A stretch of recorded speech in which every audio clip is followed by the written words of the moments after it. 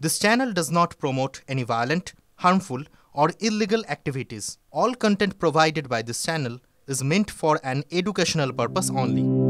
সম্প্রতি বাজেটে আয়কর নিয়ে বিরাট ঘোষণা করে মধ্যবিত্তের নয়নের মণি হয়ে উঠেছেন কেন্দ্রীয় অর্থমন্ত্রী Nirmala Sitharaman.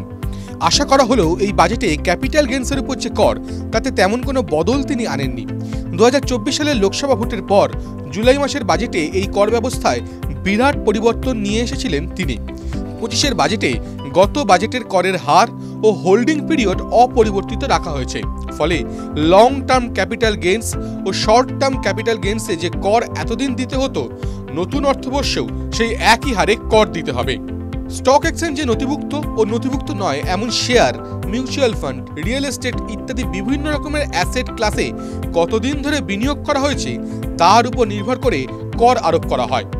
Long term capital gains নাকি শর্ট টার্ম ক্যাপিটাল গেইনস, কি হিসাবে কর নেওয়া হবে তা নির্ধারণ করে এই বিনিয়োগের সময়। ইউনিট লিঙ্কড ইন্স্যুরেন্স প্ল্যান 2026 সালের 1 এপ্রিল থেকে নতুন হারে কর চালু হবে। ইউনিট লিঙ্কড ইন্স্যুরেন্স প্ল্যান বা ইউলিপে যেসব ক্ষেত্রে বার্ষিক প্রিমিয়াম 2,50,000-এর বেশি, সেই সব ক্ষেত্রে ইউলিপ থেকে আয়কে লং টার্ম ক্যাপিটাল গেইন হিসেবে ধরা হবে ও 12.5% হারে কর নেওয়া হবে। ইউলিপ থেকে প্রাপ্ত লভ্যাংশকে লং টার্ম ক্যাপিটাল গেইন হিসাবে ধরে কর বসানো হবে নাকি অন্য কোনো জায়গায় আয় হিসাবে ধরে কর বসানো হবে তা নিয়ে একটা বিভ্রান্তি ছিলই, কারণ ইউলিপের ক্ষেত্রে একটা বড় অংশই ইকুইটি মার্কেটে বিনিয়োগ করা হয় আর কিছুটা থাকে এমার্জেন্সি ফান্ড হিসাবে।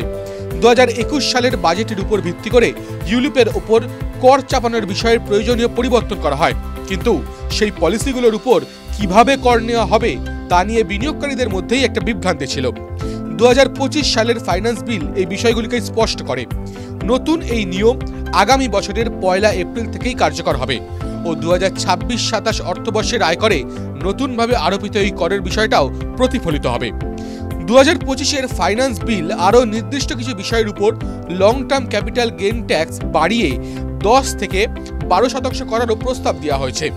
গত বছরই স্টক এক্সচেঞ্জে নথিভুক্ত শেয়ার, ইকুইটি মিউচুয়াল ফান্ড ও বিদেশি বিনিয়োগকারীদের বিক্রি করা ব্যবসায়িক অংশীদারিত্বের উপর 12.5% হারে কর বসবে।